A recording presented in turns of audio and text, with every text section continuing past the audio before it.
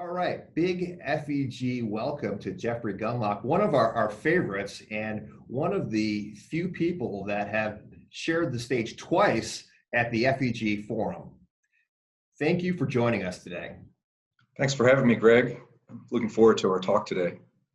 So you grew up in New York, but not Manhattan. You grew up near Buffalo.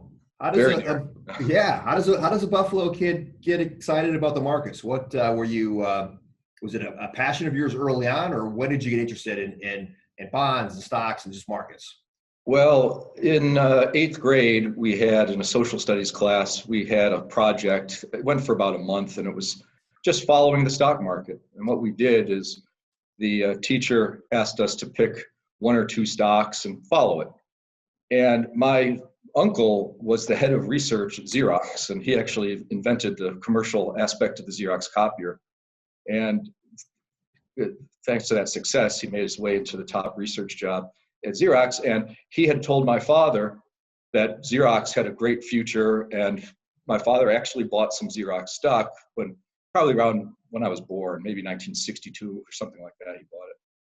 And as it happened, that social studies class was during the Nifty 50, the incredible momentum stock market of what was technology at that time. And one of the darling stocks was Xerox. And so that was the only time in my childhood that we felt like we actually sort of had some money, because Xerox went up to about $155 a share. And I think our cost was probably well below 10. And so I picked Xerox for the social studies class. And as it turned out, that project began right at the very top of the bull market. And I watched Xerox stock drop every single day. And so I was charting the stock pick of mine, and it was just one of the worst picks possible, because it was a good day was down 0.5 point, and a bad day was down 3 points. And my mother was really mad because she thought that she didn't like owning stocks, and she wanted to sell it when it was probably at 130 or 40 or so. And I think by the time that project was over, it was down to like 50. It dropped this massive amount in a 5 or so week period. But also that's what got me sort of following stocks in the first place. And then my father bought me some trivial amount of shares in Pratt & Lambert, which was a chemical and paint company that he worked for as a laboratory chemist. And I followed Pratt & Lambert stock. And that stock was very unexciting compared to Xerox. It never moved. It was always like at $11 a share. And I was at my grandfather's house, and the newspaper came. And every day that the paper came, I would go to the stock pages, and I'd look up Pratt & Lambert. And it was on the American Exchange.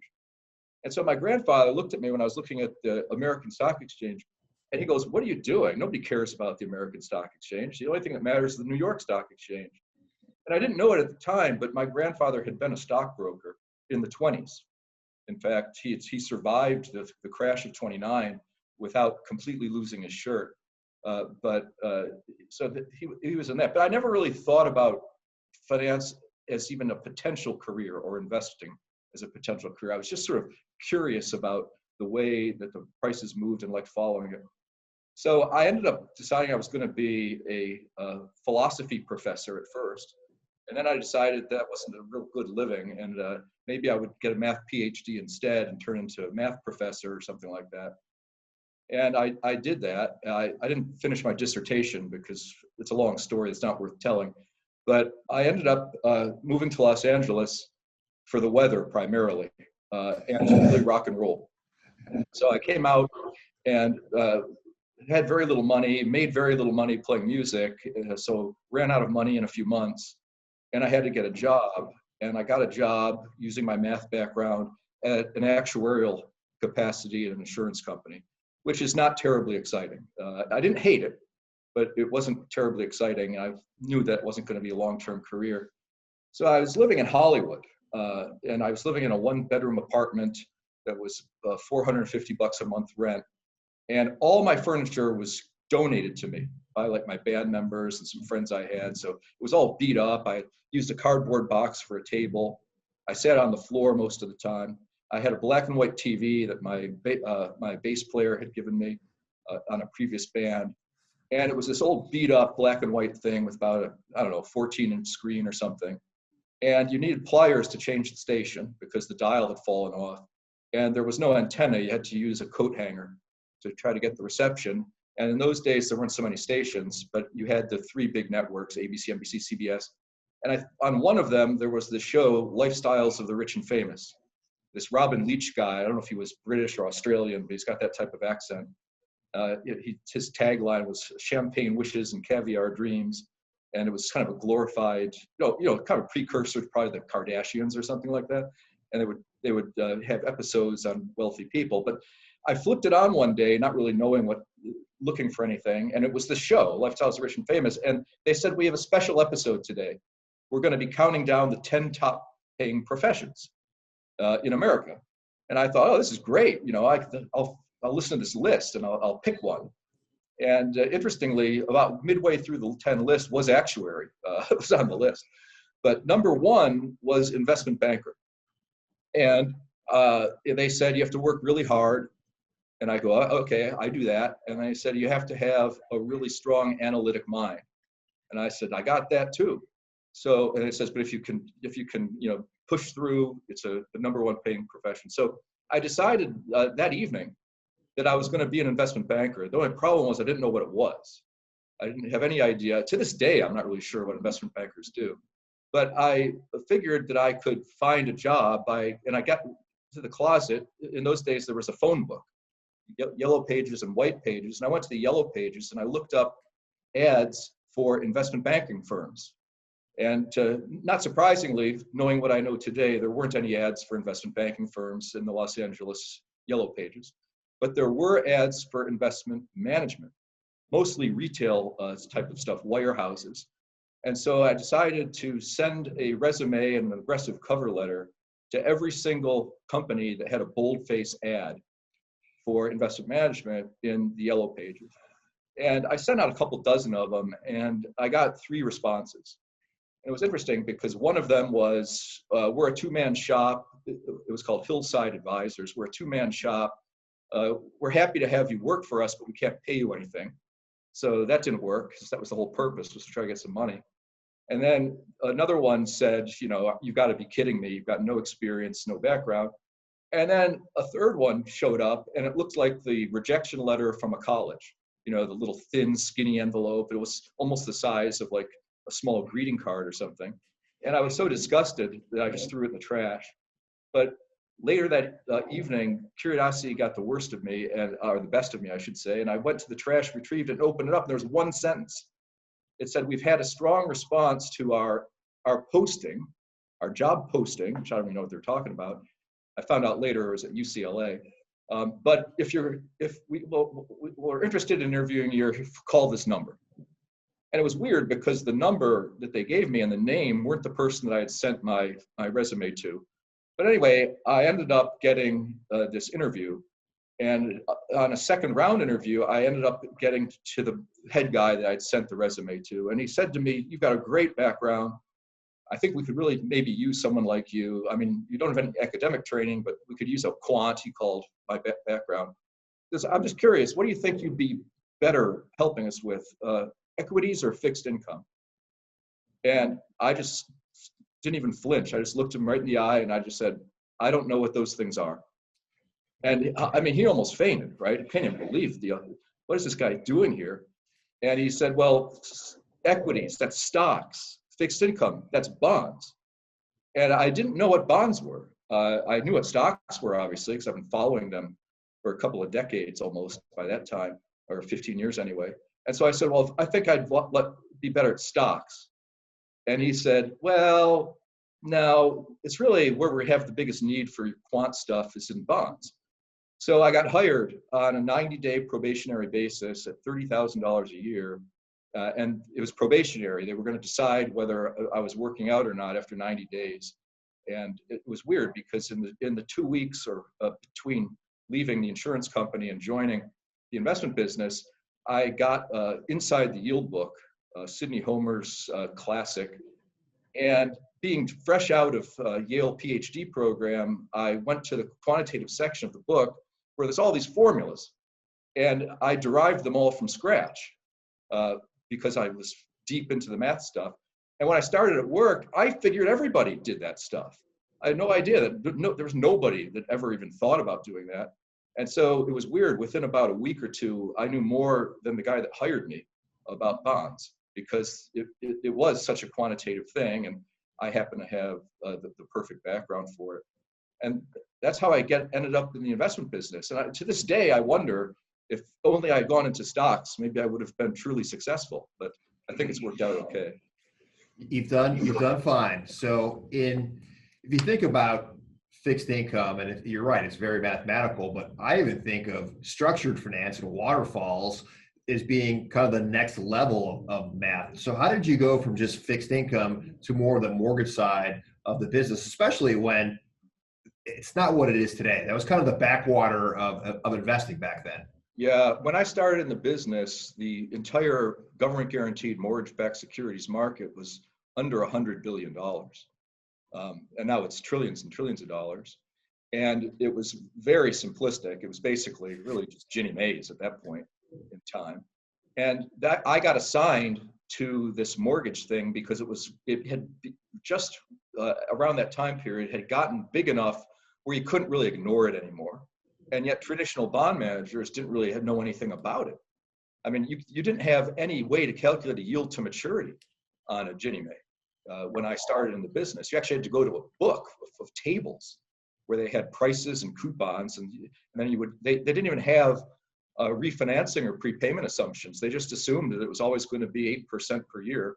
It was just the most overly simplistic stuff. And so I managed to make myself useful by programming a PC, of all things, to be able to calculate a yield to maturity on a Ginnie Mae. It's just stuff like that was actually, inventive. So it was such a different era. But it turned out that that area was growing and nobody else had the skill set. And so I got into it, and I started to realize that it was a very, very inefficient area because it was so new. And there was a lot to be gained from learning and thinking about it, and generally understanding that the business was going to evolve and get much more efficient. And on the road from very inefficient to efficient, the people that can handle it the most intelligently make very unusually strong returns compared to traditional bond stuff. So it was the strangest thing. I was less than 6 months in the business, and we got put into a kind of a horse race, sort of a client situation, where they hire 6 bond managers and they kind of make them compete against each other. It's a structure that is quite common in certain areas of the pension industry. I don't really enjoy it. I turn that kind of business down these days. But we're in this horse race, and my boss, who was lived in fear of the chairman of the company that we were working at, he was scared to death that he was going to screw it up, that out of the 6 bond managers, he might come in 6th and lose his job. So he panicked and he put me on as the portfolio manager, and I was under 6 months of experience. And so I remembered the drive home that afternoon. I was exhilarated for about 15 minutes, and then the exhilaration gave way to abject fear and dread of what have I gotten myself into? Be careful what you wish for. You want to be a money manager or portfolio manager, and all of a sudden you're thrown into it with virtually no experience or guidance. And so I had to figure it out. As it turned out, the first year, out of the 6 managers, I was number 2. I didn't make it to number 1, but I was number 2. And that sort of got me going. And so that was the mortgage stuff. Then they started, almost exactly when I started in the business, they started retranching. You talk about waterfalls and structured finance. They started taking Ginnie Mae's and breaking them into pieces. So one of the problems with the Ginnie Mae's was you didn't know when you were going to get your money back. It didn't happen necessarily economically. Houses burn down, people get divorced, they move. And so you don't know when you get your money back. And so many traditional investors didn't want them because they didn't know if they were going to be around for 12 years or 2 years. And so it was more efficient to break them into pieces so that you would have ones that got all the payments first. And then once that was retired, the next one, then the next one. And then finally, the last 10% or so would be the last bond in the sequencing. And that was quite popular with pension plans and insurance companies because that was going to be around for quite a while no matter what, because it was the last 10%. And it turned out that that market was wildly inefficient. I mean, people made crazy assumptions about how these things would work. And I had the ability, probably because of my background in philosophy, to be skeptical of conventional wisdom.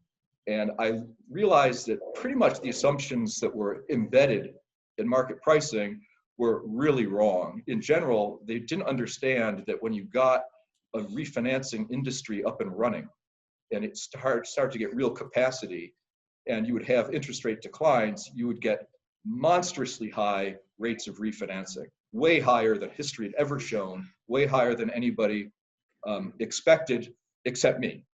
And so I just had a basic investment philosophy of take the over. Whatever people think the rate of payback is going to be, it's going to be faster.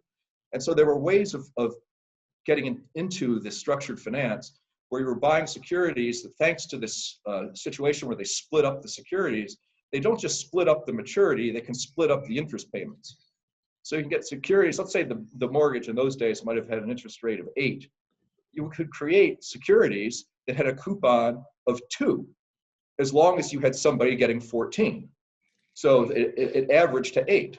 So I was the 2 guy. So I would buy these things with a coupon of 2, and they were priced at like 60 cents on the dollar. And what ended up happening is it paid off in a year. And so the return on a 8% sort of interest rate bond market, the return was like 65% in a year. And that type of stuff was possible. Even in fact, I have to laugh. I was buying all of one type of security, and because I was growing a business pretty rapidly. This is in the later 80s now. And one of the head trading desks on Wall Street, they requested a conference call with me that would be recorded. And I was like, okay. And he said, we're willing to sell you this stuff, but you're buying a lot of it, and we want you to acknowledge that we take no responsibility for what happens to you in these securities, because we don't think they're worth anything close to what you're paying for them. So they actually were trying to like wave me off out of kindness, I suppose, which is rare on Wall Street, probably because of liability more than kindness. But it was so funny because all I did was buy more.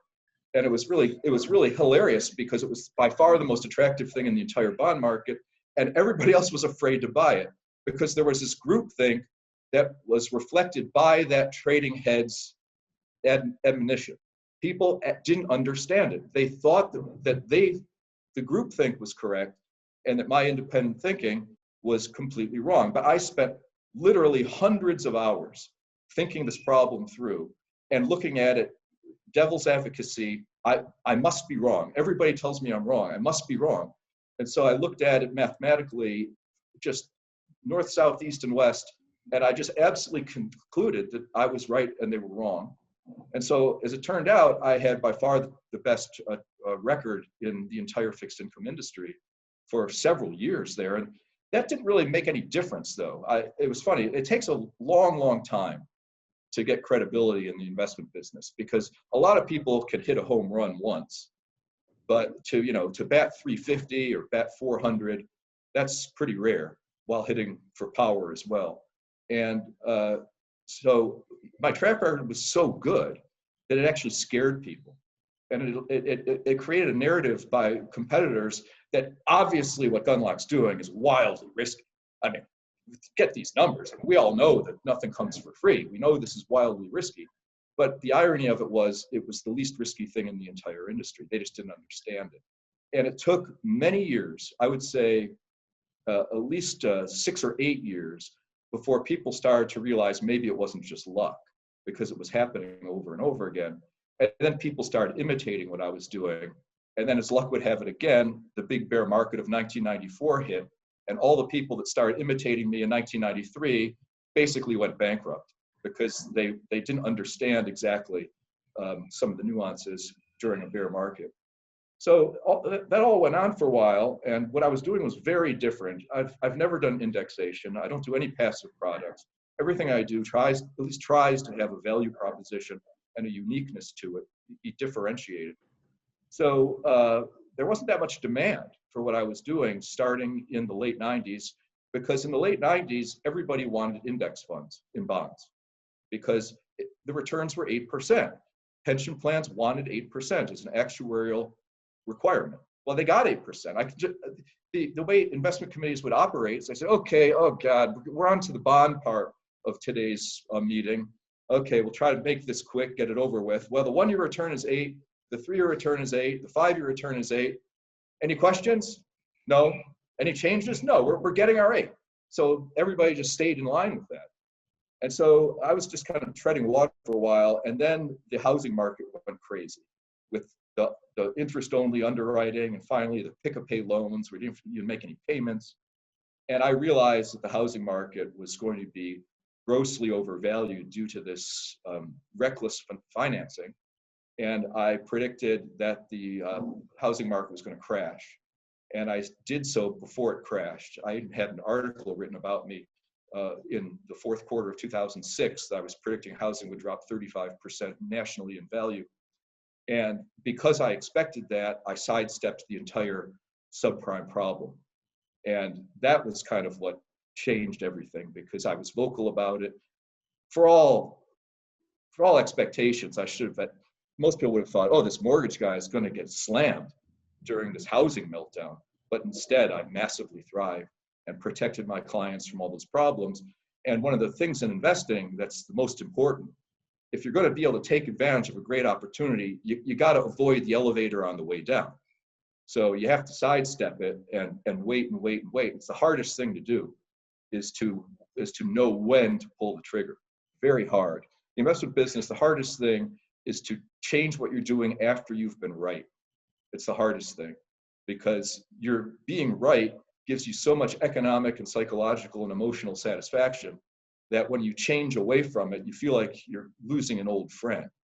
You know, I've known stock people that would never sell something that had very low cost basis because they loved making it the centerpiece of their client reviews. Look at this, cost 3, last 88.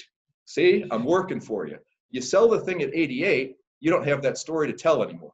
So you lose one of your favorite anecdotes. And besides that, it's your best friend, the thing you paid 3 for and went to 88. I mean, you're like married to this thing. And so to get rid of it is really painful. And of course, it's almost never that you have managed to get rid of it on the top tick. I've done it sometimes, but obviously that's not the norm.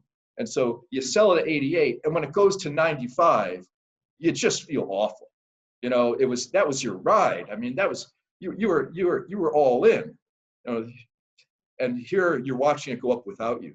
But that's the hardest thing to do. It's also the hardest thing to know, or to try to figure out when to make that switch. So it's funny, people say, what's the hardest thing? I think the hardest thing is to change your mind after you've been right. And I just did that recently. I just did that with the dollar. I had been sort of slightly positive on the US dollar since August. And about 3 weeks ago, I gave up on that with the tiniest of profits and went negative again. As luck would have it, that started to work out again. But that type of stuff it makes the job interesting, I'll say that. So you have this great run, and all of a sudden you're without a job, yeah. And you start your own firm, yeah. And you go from 0 to $140 billion. Give us the short DoubleLine story, because it's a great one. Well, I made so much money in 2008, which was really shocking. I mean, I got one of my heaviest redemptions ever in my most risky strategy was December of 2008, because I was up 25%. And people just wanted, they needed money. And so sell the guy that's up, because everybody else is down 30, 40, 50, 60. And I was up 25. But it ended up, so I got redeemed a lot there, but I started a lot of distressed funds to buy the subprime junk down at 40 cents on the dollar and stuff like that. And I raised billions and billions of dollars, and those were very lucrative locked-in funds. They could go 7 to 10 years. There was no chance of redemptions. They had a carried interest on them. The returns were going to be very, very high. They already were getting very high. So in 2009, I had one very small strategy that was actually up 300%, for example, for 2009. And there was massive embedded gains in these carried interests. And so the French bank that owned the firm that I worked for decided that they had a great idea, steal all the money from me. So all that carried interest, they wanted to just take it from me. And so they fired me. to basically steal my economics. And it turned out that they never got the economics because the investors all threw the riot act and the funds all had to cut their fees down almost zero, and it was a total disaster. But I started DoubleLine, and what they didn't calculate, they thought they could just get rid of me and steal all the economics because all the economics flowed through me. But what turned out is that everybody that worked for me quit. They didn't want to work for this unethical French bank that was stealing money. I mean, fool me once, shame on you. Fool me twice, shame on me. If you've seen massive economics being purloined, you shouldn't hang around to be the next victim. And also, they liked working for me, and I think they realized that I was sort of the conductor of the orchestra. There was a lot of talented musicians, but somebody's got to conduct the symphony, and that was me. And so we left, and we started DoubleLine with 45 people, which I'm sure has never happened before. So I have 45 people, and we have no revenue whatsoever. And we had to rent office space and buy equipment and buy systems and all this. And I only learned several weeks into DoubleLine that it was illegal to not pay people. I thought, somebody informed me that I was violating California labor law. You have minimum payment requirements. And so I had to install de minimis salaries that met those requirements and do them on a retrospective basis. But so we started the mutual fund company, and I was told that it would be virtually impossible to get regulatory approval on a new mutual fund company in anything under 6 or 9 months. But we put tremendous effort into it. And Ron Riddell, who's the president of DoubleLine, he was also the head of the mutual fund distribution platform, and he was extremely skilled and experienced. And so he had pretty good Rolodex. And the SEC and other regulatory agencies, they knew what was going on. I mean, they read the newspapers and stuff. And so they put the whole thing on overdrive, and we got the regulatory approvals in the world record short time. I think it was 1 month to get the approvals. And then we had to get the prospectuses written. And all this was a huge race against the clock because there was a lot of energy with 45 people feeling exciting, and you were entrepreneurs, we're starting a business. But that can dissipate pretty quickly if nobody's making any money. And we had a run rate of $30 million a year of expenses. And we did have a couple of clients that signed up a few months in, but we had maybe, I don't know, $5 million in revenue against $30 million of expenses. So we just went into ultra hard work mode, and we raised $50 billion on a mutual fund platform in about 2.5 years, which shattered any record that's anyone's. Nothing was ever close to that. But to be fair, there's no circumstance was ever like that before either.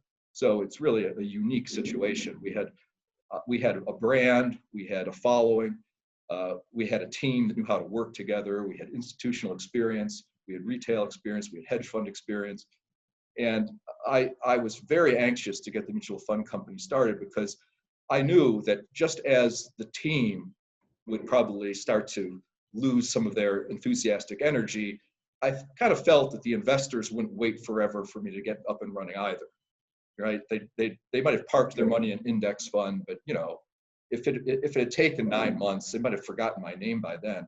So we got the mutual fund company started less than 4 months after we started DoubleLine, December 14th of 2009. So we're coming up on our 11th anniversary, and we love 11s. It's DoubleLine. So we always celebrate 11/11. I like giving speeches on November 11th. And if someone wants to give me a speech November 11th, I request the speaking time be 11:11 a.m. So we kind of play around with that. So this is the 11th anniversary coming up. And so we had the mutual fund company. The first funds were opened April 6th of 2010. So we're coming up, we're over 10 years now in that platform. So we started to hire people a lot because the assets were growing. And suddenly we were at 100 people and then 150. And now we're at 280, and we have plans to be, to cross the 300 employee barrier sometime probably in 2021. So it's turned into a much more vertical business. It was very horizontal. I mean, people wearing all kinds of hats. People that used to be, analysts for CMBS took licenses and turned into wholesalers just because people wanted to find out a way to help. And it was pretty chaotic, but we were focused primarily on the clients running the money, and we worried about a huge compliance regime, an IT regime, an HR regime, which of course we have now in size. But that was a process to build that out. All that was finished probably 3 years ago now, where we're totally at 40,000 foot kind of cruising altitude, have been for years now. Go ahead. Yeah, so you have a great run, right? I mean, you have a team, you have the experience, and it's right after the great financial crisis where subprime mortgages are just bombed out, and what a run you had. If we look at it today with the 10-year at 90 bips, can anybody be a bond king anymore with rates this low? It's going to be really hard, right? Well, it takes volatility. It takes dislocation. We had the beginnings of it in March and April, but it was it was like Lucy and Charlie Brown. The Fed took the football away. I mean, I was getting pretty excited when we were into March and early April. I was like, we're going to do distressed funds again. This is going to be. I've seen this movie before, and it's a good one to watch. But then the Fed sort of took it away. I think that ultimately that opportunity will be back. But you make a good point. Not only is it the rate level, but it's also the Fed's activity, and it's also the low volatility, which is part of the Fed's activity. There was a stretch this summer where the 10-year Treasury yield ranged about 10 basis points high to low. It went on for weeks and weeks. And then finally, it broke out and pushed up towards 1%. That's hard to get excited about at 1%, but it's certainly better than where it was in the summertime. But also it's the lack of volatility in the bond market. So it's been better the last 6 months than it was the 6 months pre-COVID, because they're still, even in spite of what the Fed did and continues to do, or at least threatened to do, there are parts of the market that are so directly exposed to some of the policies and consequences of COVID that many investors have stayed away from them, and they've allowed to price at real levels. So I'm really talking about things that are backed by student loans. They're being threatened to be canceled. Things that are threatened to be affected by non-eviction policies. We just extended the one in Santa Monica, I think yesterday. You can't evict anybody until January 31st. We've had that in commercial real estate forgiveness and stuff. So obviously commercial mortgage-backed securities that are non-guaranteed have to be reconsidered. And you talked about waterfalls in structured finance. That's an area where there's waterfalls. You take loans of commercial mortgage-backed securities and you break them into first loss pieces, which are very risky, and then protected pieces, which are AAA. And the ones that are in between are kind of on a cliff. And the question is, are they going to take losses or not? So we spent an awful lot of time, not surprisingly, this summer doing constant deep dives into these waterfalls and how these structured products work. And we came to the conclusion that virtually no BBB rated CMBS, virtually none of it will take a loss. Certainly we think no single A's will take a loss.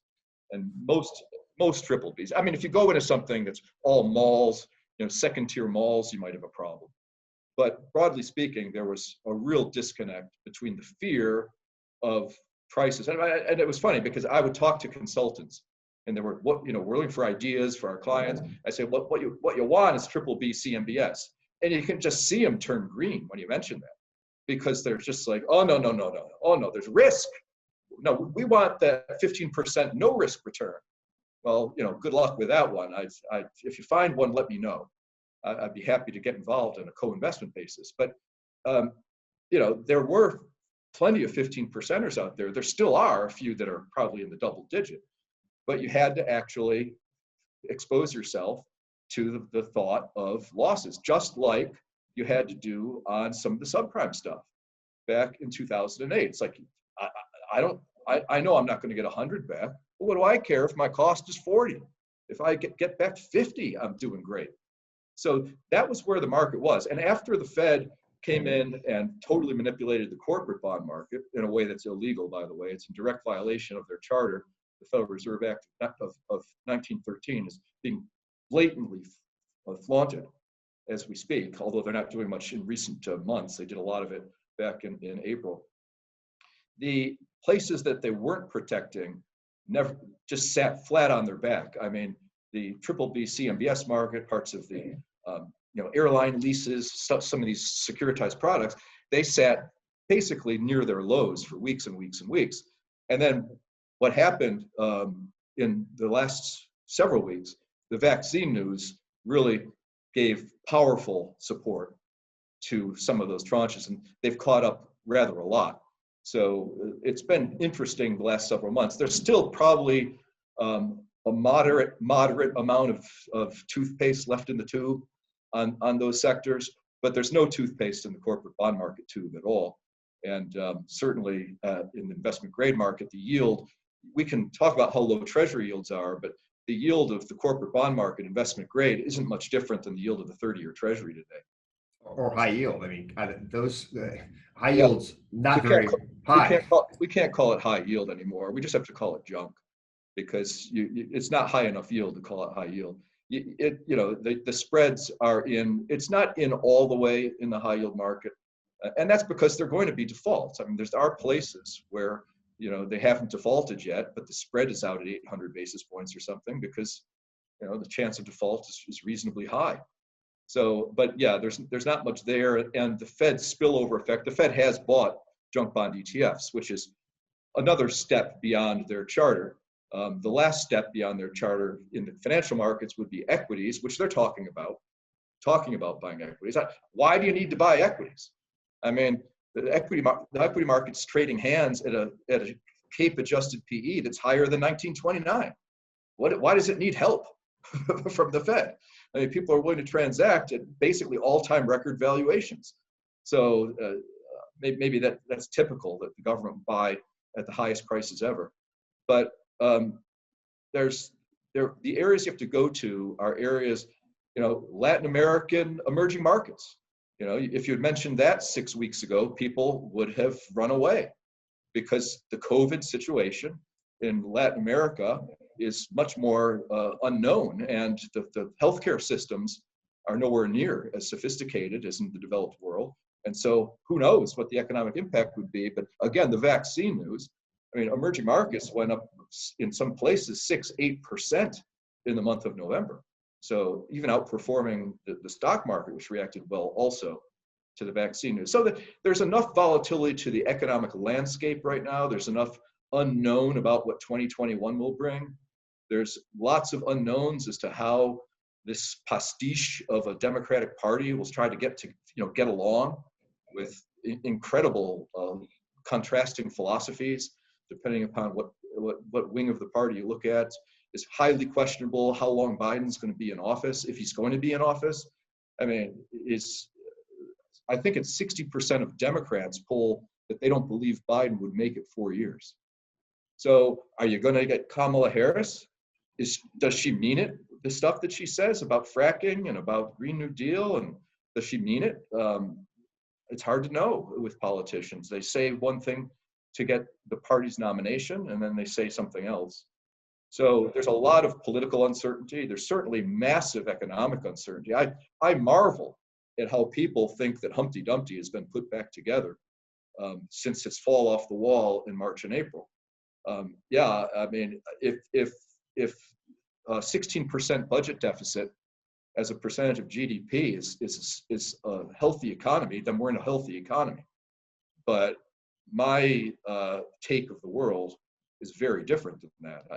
You've certainly papered over a lot of pain with a $3 trillion transfer payment that increased personal disposable income during a huge economic contraction of 10%, not annualized, just 10% peak to trough, and in some industries far more than that. Yeah, if you spray money around, you can have short-term snapbacks. But I think people are very much underestimating the way that the unemployment and the wage disinflation is going to climb the economic ladder as we move forward, with more people, not just baristas and waiters on cruise ships losing their job. I'm talking about people that are white collar jobs. I've had business partners.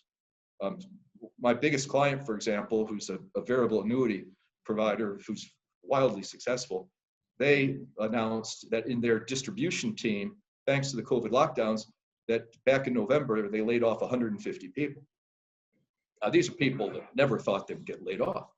But companies will be reassessing the productivity of a lot of this middle management, I believe, and it's going to create further unemployment and disinflation. And the small business toll is going to be ugly this winter. It's ugly already. You look at cleaners and coffee shops and small restaurants. I mean, the restaurants here in Southern California tried valiantly to, try to make a go of it, building tables on the sidewalk with little, canvas coverings over them to try to get some revenue. And now what's happened? Well, we've just banned outdoor dining last week. So I just think a lot of these small business owners are very close to throwing in the towel with anything that resembles a lockdown. Now, Joe Biden, he campaigned largely on this myth that he actually made the statement, unbelievably, that if he had been president, not a single person would have died of COVID. He actually made that statement, which is, that's going kind of far even for a politician. But what he's claiming is that Trump's response wasn't nearly forceful enough. That's the subtext of his message.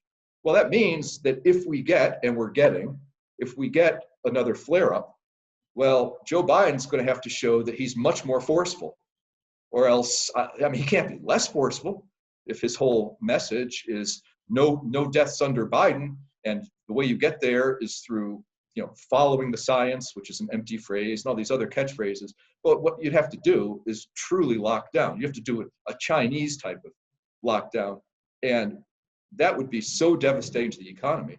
And there's a risk of that because of the way in which these issues have been positioned. You have to remember that when somebody is running for president, they say all kinds of outrageous things and they want to get elected. But there's a moment, I am sure, that hits these politicians after they win their election. That's a lot like me driving home as a portfolio manager 6 months into the job, where you suddenly go, uh-oh, be careful what you wish for, because you just inherited a lot of issues, and you've positioned yourself in a way where you are going to be contrasted, obviously, with your predecessor, who you ran against with, a lot of bile and venom and harsh critique of incompetence. So you better make a sharp contrast. Your policies better not only be good policies, but they can't look anything like your predecessors. So there's a lot of change potentially that's coming. And of course, he says he's going to raise corporations' taxes back to 28%. I don't know if he can get the approval of the Senate to do that. Georgia is going to be an awfully important thing in this runoff election, January 5th. But if by some chance that they manage to, manipulate the election in Georgia, well, then you're going to see corporate taxes go up, and that would put the PE of the S&P 500 well above 30, and that's starting to get into true nosebleed territory. And so you've got a lot of economic risk against valuation headwinds if you get tax increases. And of course, the tax increases that he's talking about, income tax, they're really not very important. They affect a trivial fraction of the population that's dealt with those tax levels before. So, but it's really the corporation tax, I think. But there's all kinds of issues with, the Defense Department, the alliances, the establishment that Trump defeated. Certainly learned their lesson in 2016, and have gotten the band back together. I mean, we've got these octogenarians that are going to be running. You've got Janet Yellen. I think she's 75 or so. John Kerry's back. I mean, he's one of those guys that seems like he's been old for the last 40 years, and he's back. And he wants to bring back the old paradigm. And Joe, he seems to be pretty down with that. So it'd be interesting to see how successful they are at turning back the clock. It's not going to work. You can't turn the clock back once the page has been turned. The demographics, the politics, the the nature of the problem precludes it from going back to 1995. But the establishment is going to try. It's going to be very interesting. I said in 2016 that Trump was going to win, and I said, if you think that this is a weird election, just wait till 2020.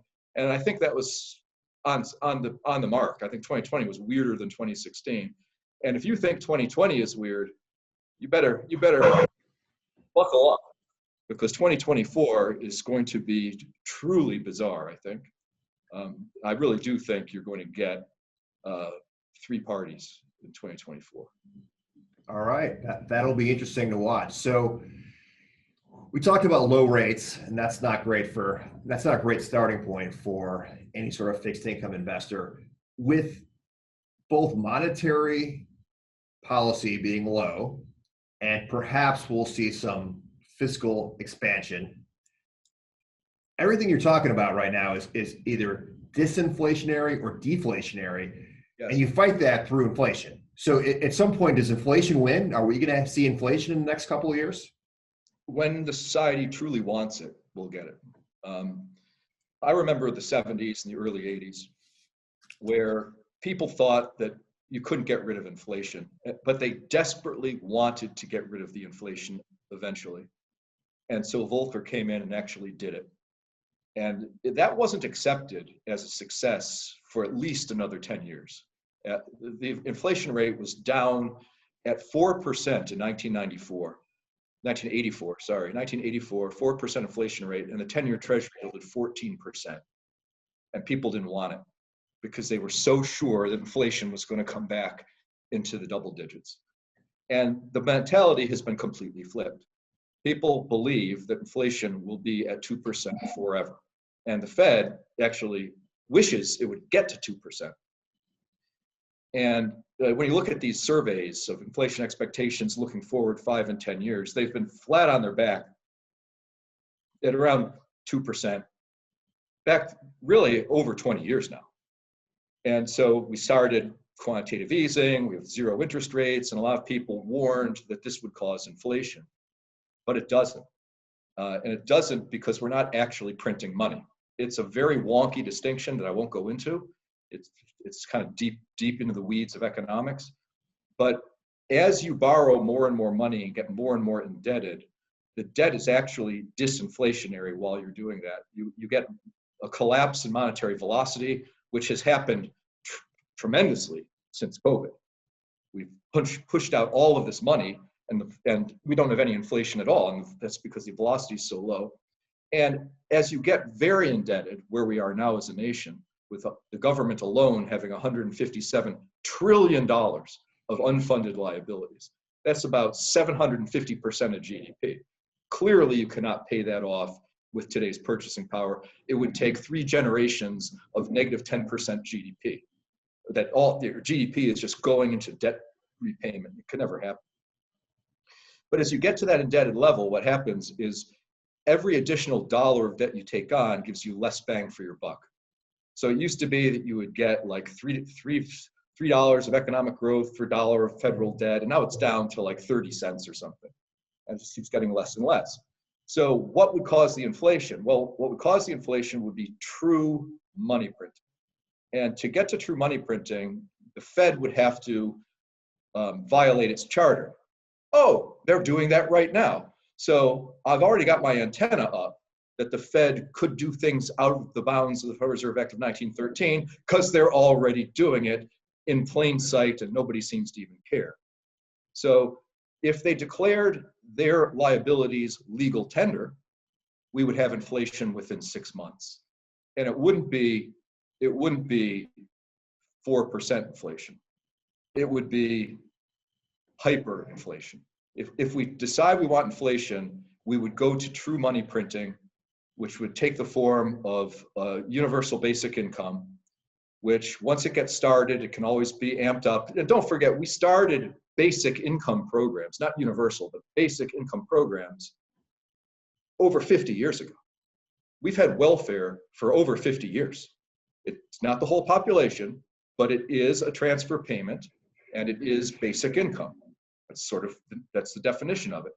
Well, all we have to do is expand those programs, and we're getting quite close to it. I mean, we did it sort of this summer, although we did it again on borrowed money. So we didn't actually run the press exactly and declare the liabilities of the Fed legal tender. But what happens when you go to true money printing is, I think it's a clean sweep through all of recorded human history.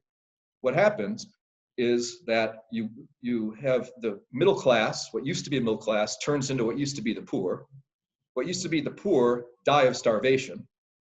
And the people that are running the monetary distribution system become fabulously wealthy. That certainly happened in the Weimar Republic. It certainly happened in Rome. It certainly happened leading up to the French Revolution.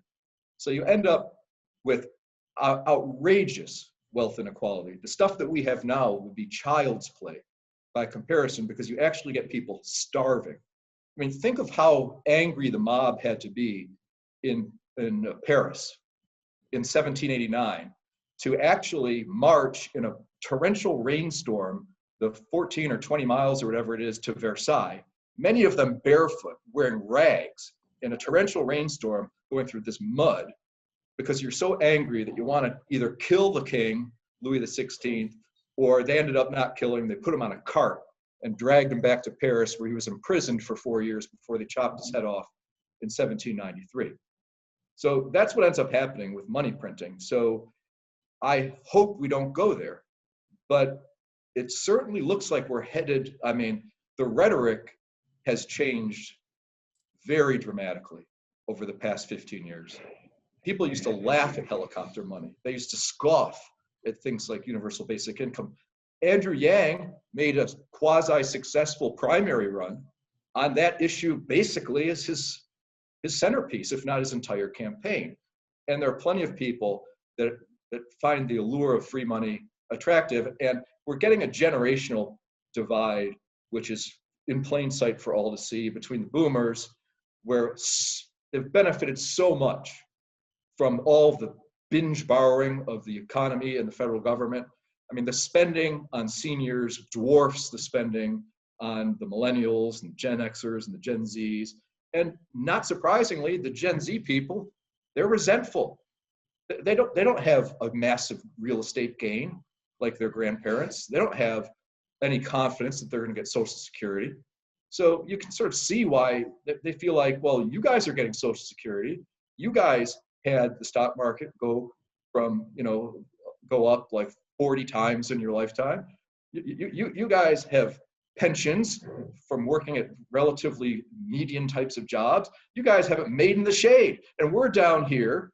We can barely afford anything. We've got student loan debt because you manipulated the system so that tuition was like triple the inflation rate in terms of its increases. It creates outrageous amounts of debt. Students graduate with tens of thousands of dollars, and they have degrees in peace, love, and understanding, which is warms the soul, but it doesn't exactly provide skill in a competitive workplace.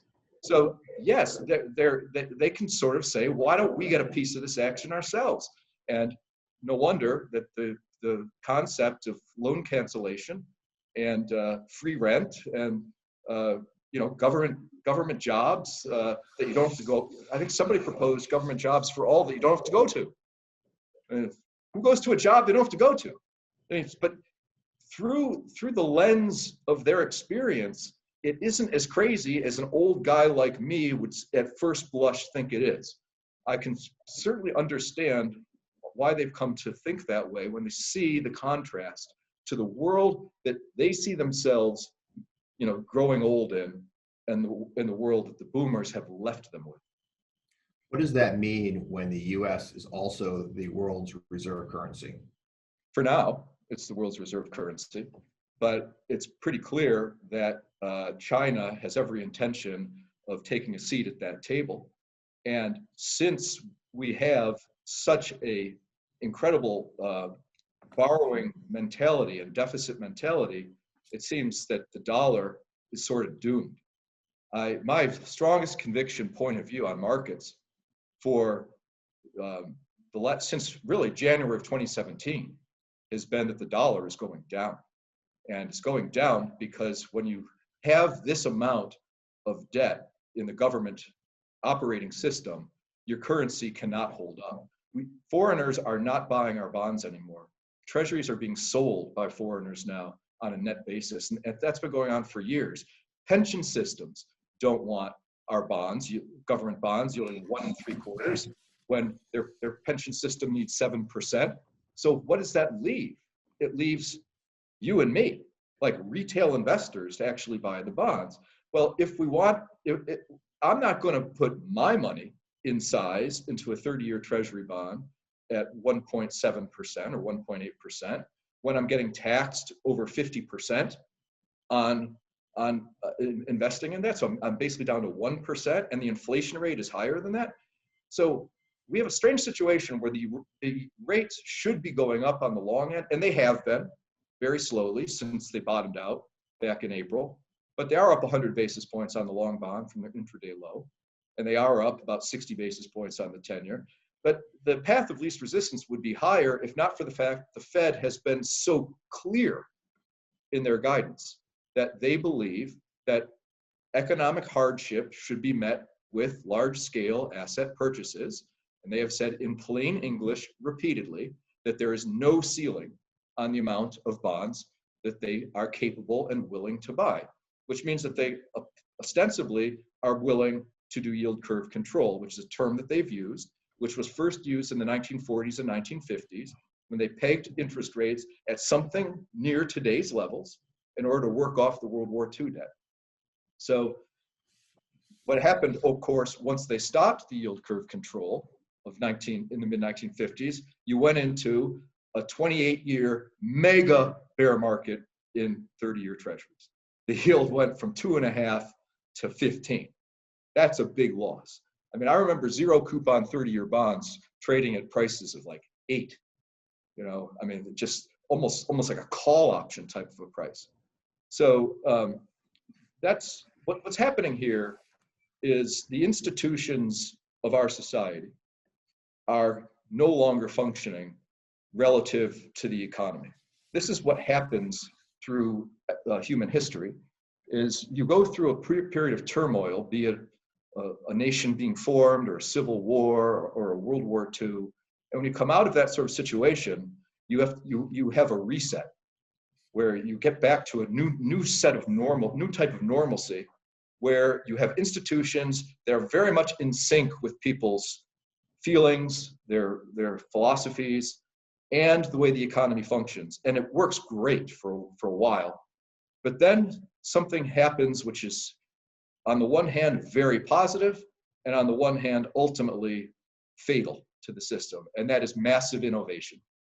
So massive innovation happens, be it the radio, the railroad, the television, the internet, social media, and suddenly the society's rules they can't contemplate dealing with this new economy.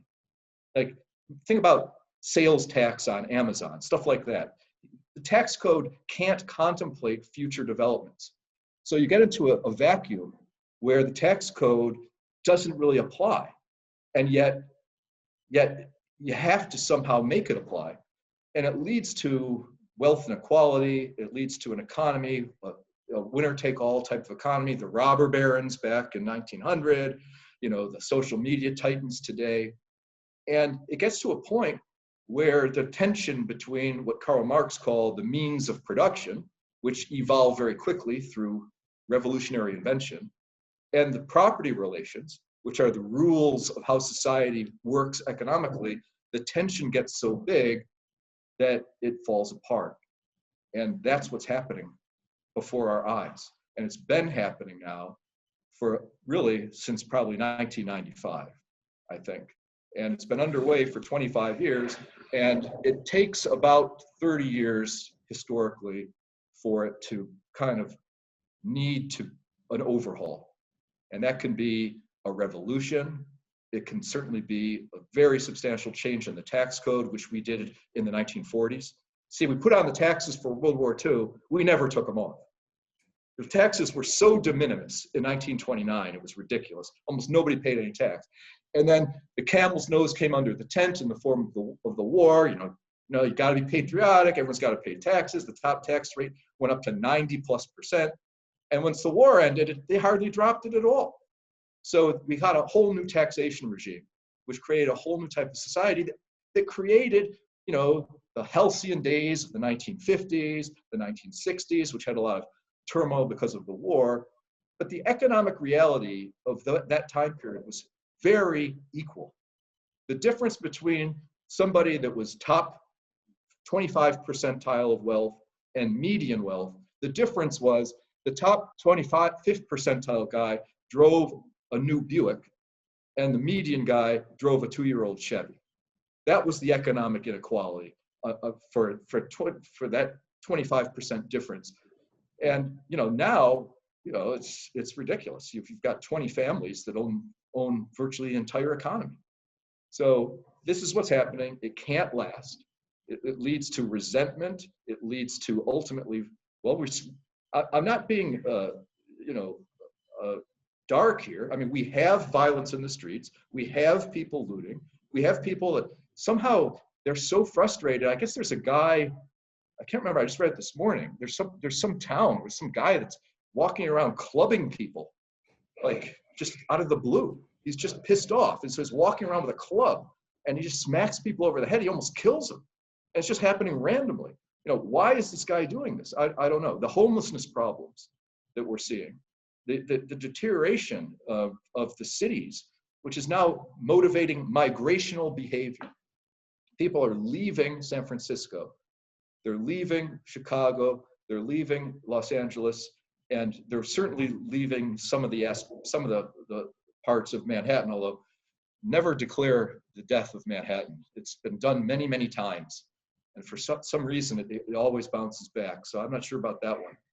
But people are leaving, and I was looking myself at real estate, and I've been talking to these people that in the real red areas, Wyoming, Idaho, away from Denver, Colorado, out in the Rocky Mountain areas. I was talking to real estate agents. They thought last year was good, but one guy I just talked to him recently. He says he's doing about 12 calls a day with people from California wanting out. 12 a day. And this is one broker. And he says they've never seen anything like it.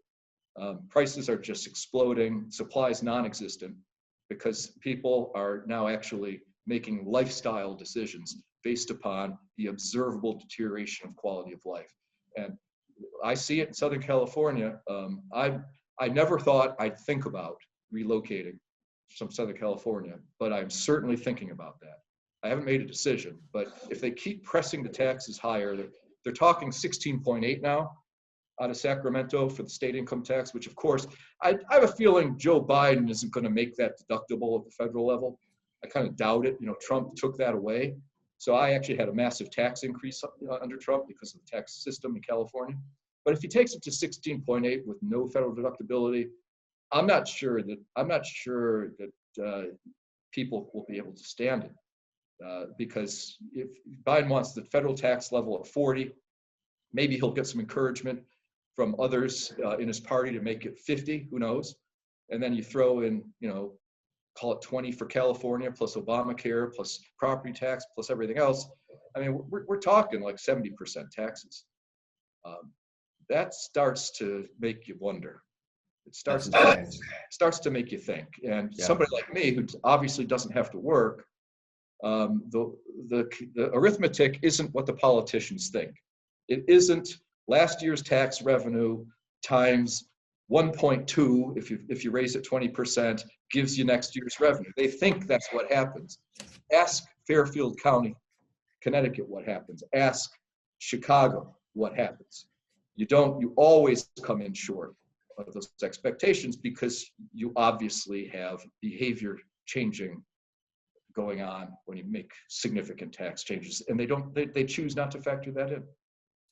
So let's do a quick lightning round since we're getting late into this podcast. So real quick, you're in a band. I believe you're a drummer. You're living in Hollywood. What is the coolest band you either saw or rubbed elbows with when you're playing?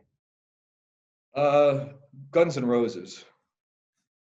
Wow. All right. That is cool. That's I'll have to ask you more about that over a beer. Will the Bills ever win a Super Bowl? Yes. I actually think that the Bills will win the Super Bowl within 3 years.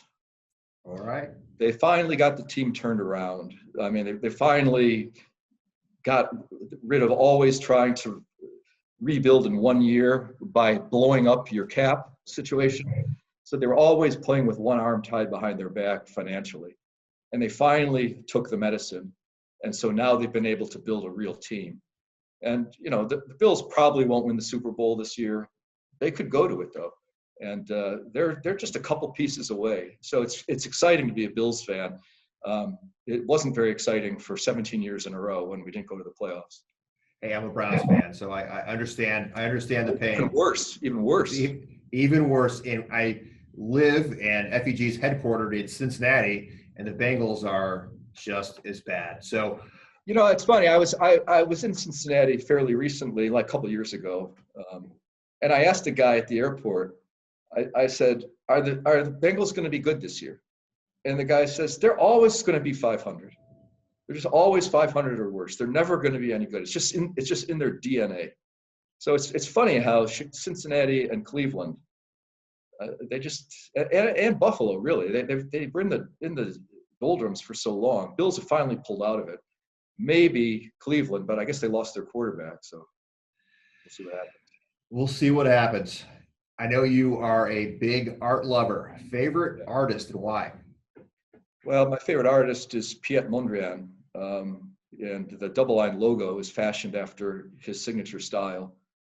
And it's really Mondrian that got me transitioned from pretty pictures, which is what I used to think art was. So, you know, pictures of oceans and mountains and fields that are very pretty, you know, Monet and all that sort of stuff, to more non-representational art. And it was funny because it happened in the flash, just the flash of an eye, blink of an eye. I was at the Tate Museum in London, and I went there to see traditional pretty pictures, particularly one by John Singer Sargent, which is a beloved American painting, though it lives in London. It's called Carnation, Lily, Lily, Rose. Some of these girls in kimonos lighting Chinese lanterns. Very, very beautiful picture. So I went to the Tate to see it, and I wandered around. The place was empty. It was like a Tuesday afternoon. And I got lost and ended up in the modern art area. And I saw this Mondrian, and they had a couple paragraphs on the wall talking about it. And it was like lightning struck or something. And I thought it was like the greatest thing I'd ever seen. And it really, because it's truly non-representational. It has to do with arrangement of space. It has to do with balance without symmetry. It has to do with capturing the infinite in the finite. Because when you look at Mondrian's, you feel like they're almost on a galactic scale. You can envision that they just go on forever. And the DoubleLine actually amplifies that feeling, because you get the sense that parallel lines go on and they never meet. They go on forever. Of course, there is no infinity. There is no infinity. So it's strange that people think about that. That was actually going to be my thesis at Yale for my PhD. My topic was the probabilistic implications of the non-existence of infinity. And I got all fired up about it, and then they wouldn't give me an advisor. They wanted me to write a chapter for the next textbook on Lie algebras that they were famous for. That's what you did for your PhD thesis at Yale, and I didn't want to do it, and so I left, and that's how the rock and roll started happening. So, what is your most non-consensus prediction for 2021? 2021.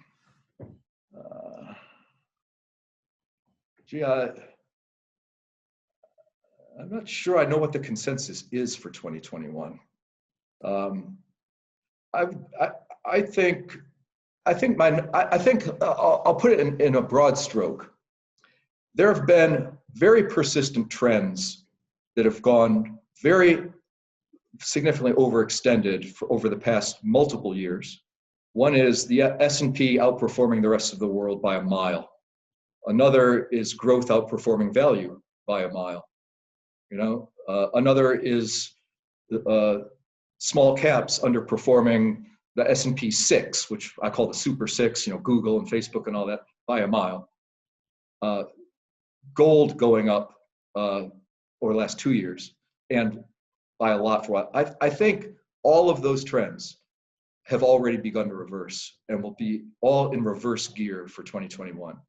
I think the US has begun underperforming the rest of the world. I think growth has begun to outperform value in a pretty convincing way. You don't need a magnifying glass to see it now, that you did a few months ago. I think the dollar has turned lower and will head lower in 2021. That has turned into more of a consensus viewpoint. It was highly non-consensus in August, but I think those trends are all going to reverse, and I think they've begun reversing. You have to be a professional. As of 6 weeks ago, you had to be a professional who's fly-specking everything to notice that the change might be here. But it seems to have been gaining speed and gaining more attention. So I think those long-term trends will show substantial reversal. So you want to be in more of a value position. You want to be more in emerging market equities than the United States. You want to be out of dollar. And I actually think that as far as the Fed's willing to let it happen, we've also seen a reversal on the interest rate front on the 10 and 30 year. The Fed, it's interesting. It would be nice to get a little whisper in the ear as to what the level is they want to control it at, because for now they seem willing to let it drift higher. So I think a basic reversal situation is what I'm looking for 2021. Well, you heard it here first. So Jeffrey, thanks so much for your time. This was wonderful, and we always appreciate hearing from you. Well, it's fun doing it. Thanks, Greg, for having me once again.